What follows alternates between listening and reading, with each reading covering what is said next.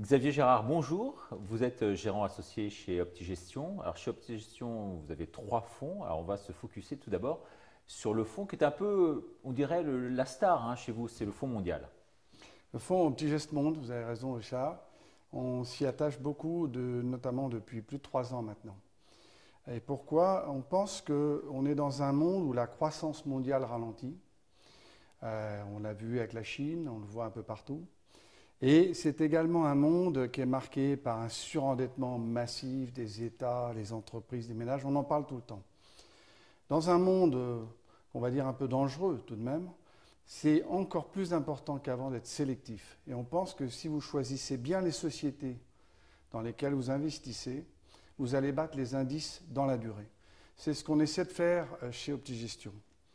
Alors, en fait, la méthode est assez simple. Il suffit de bien lister toutes les innovations. Elles sont très nombreuses dans tous les secteurs aujourd'hui. L'alimentaire, la santé, la gestion des villes, les transports.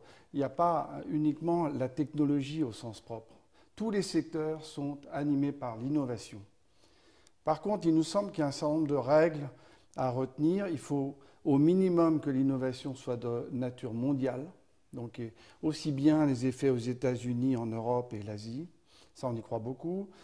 Et puis, les sociétés doivent être archi-leaders sur leur segment. Contrairement un peu aux autres, vous investissez beaucoup dans des sociétés à la fois américaines et chinoises. Oui, OptiGestMonde aujourd'hui, c'est à peu près 25% en Europe, mais un peu moins de la moitié aux États-Unis et un bon quart en Asie. Et on pense que ces proportions vont continuer à évoluer, mais que l'innovation, elle n'est pas le fait uniquement de sociétés européennes.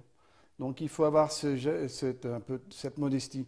Je voudrais, oui, des exemples peut-être. Bon, je vais vous donner quelques exemples. Juste citer que cette gestion permet de faire de l'ordre de 10% par an depuis 5 ans, en prenant un risque réduit. Vous savez que la réglementation nous impose l'échelle de 1 à 7.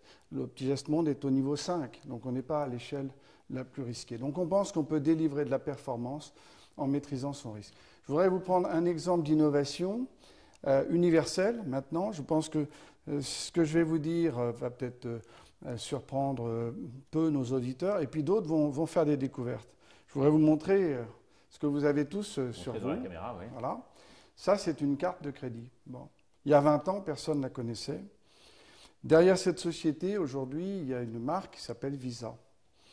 Vous auriez pu avoir Mastercard, American Express. Mais Visa, c'est 60% des transactions. Alors pourquoi est-ce qu'on s'intéresse aux cartes de paiement? Et pourquoi est-ce que c'est innovant? Les États ont à cœur de réduire la part de cash dans le système. L'enjeu fiscal est très important. Les banques ont en tête de réduire le niveau des chèques qui leur font des frais administratifs très importants au traitement, et puis on peut perdre des chèques, etc. La carte de crédit, elle est instantanée dans son traitement et très économique. Alors à partir de là, pour donner quelques chiffres, Visa, c'est 6 trilliards de dollars de transactions. Il faut quand même comprendre que Visa est en capacité de bloquer une carte de crédit, récupérer les fonds, quel que soit l'endroit sur la planète. Donc c'est compliqué. Il faut beaucoup de technologie. L'échelle de cette société est mondiale. Et alors, ce qui nous intéresse, nous, parce qu'il faut le mesurer, ça, c'est que le chiffre d'affaires de cette société va progresser de 11% cette année. Je rappelle que le PIB progresse de 3%. Donc là, on est dans des sociétés qui font 3-4 fois le PIB. La marge de cette société est très élevée, au dire de certains, 70%. Et ce qui m'intéresse personnellement, c'est, au niveau de la gestion, c'est que l'endettement est maîtrisé. La dette totale de Visa, c'est une fois son résultat d'exploitation. Donc on a avec ça une société qui va délivrer régulièrement sa croissance, qui est assez prévisible. Donc on surveille, nous, que la technologie ne soit pas dépassée par d'autres acteurs. Donc on va regarder ce qui se passe notamment en Chine. Vous avez certainement entendu parler d'Alibaba et autres. d'Alibaba. Vous viendrez nous en Tencent. parler la prochaine fois. Absolument.